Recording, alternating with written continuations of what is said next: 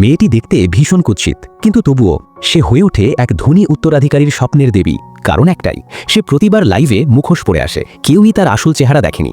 একদিন হঠাৎ সেই ধনী ছেলে তার লাইভে হাজির, অঢেল টাকা ঢালতে শুরু করলো। ফলোয়ার সংখ্যা হু হু করে বাড়ছে, প্রতিদিন গিফট, ৯০ লাল গোলাপ, ভালোবাসার কোনো কমতি নেই। মেয়েটিও ধীরে ধীরে তার প্রতি অনুভূতিশীল হয়ে পড়ে, কিন্তু যেটা সে সবচেয়ে ভয় পেত সেটাই ঘটে যায়। ছেলেটি ফোন করে, আমি অফলাইনে দেখা করতে চাই। নিজেকে কুৎসিত মনে করে মেয়েটি সঙ্গে সঙ্গে না করে দেয়। এরপর থেকে ছেলেটি আর কখনো তার লাইভে আসে না। দুশ্চিন্তার মাঝেই হঠাৎ চালু হয় এক দেবী রূপান্তর সিস্টেম বলে ফলোয়ার যত বাড়বে ততবার রূপ বদলাতে পারবে। কিন্তু বড় সমর্থক হারিয়ে মেয়েটি আড়ালে চলে যায়। কোম্পানি রেগে যায়, বাঁধা বড় ভাই হারানো চলবে না, ফোন করতেই হয়। কি হলো? আমি তোমার সাথে একটু কথা বলতে চাই। এভাবেই তো কথা হচ্ছে। কে জানে এখন যার সাথে কথা বলছি সে মানুষ নাকি কুকুর। আর একটু অপেক্ষা করো প্লিজ। মেয়েটি চায় ১০ লাখ ফলোয়ার হলে জন্মদাগ বাঁকা দাঁত ঠিক করে তারপর সামনে যাবে, কিন্তু ছেলেটি ভাবে সে তাকে নিয়ে খেলছে।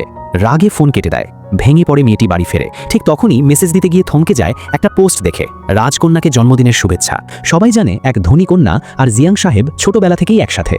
কমেন্ট আসে, ওরা তো একই লেভেলের, স্ট্রিমার আলাদা জিনিস, সবই সাময়িক আগ্রহ। মেয়েটির আত্মবিশ্বাস আরও ভেঙে যায়। হঠাৎ মেসেজ আসে, শ্যাংহ্যাং, আমার এক বন্ধু নতুন, তুমি ওকে একটু দেখো। গেমে ঢুকতেই এক চালাক মেয়ে প্রশ্ন করে, আগে যাকে এত গিফট দিতে এখন আর তার সাথে খেলো না কেন? ছেলেটি হেসে বলে, ও, টাকা দিলেই লেগে পড়ে এমন এক স্ট্রিমার মাত্র।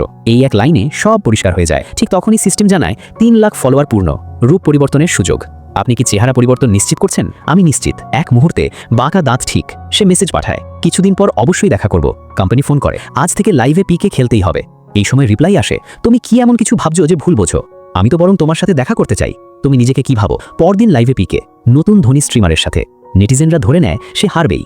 ঠিক তখনই ছেলেটি লাইভে হাজির। সে ঘোষণা করে, তুমি যদি এখনই মুখোশ খুলে ফেলো আমি তোমাকে জিতিয়ে দেব। সবাই উত্তেজিত, কিন্তু মেয়েটি এক মুহূর্তও ভাবে না। না, ছেলেটি রেগে যায়, সব গিফট অন্যকে দিয়ে দেয়। হার মানেই শাস্তি। দুটি অপশন, এক গ্লাস মরিচ পানি অথবা মুখোশ খোলা।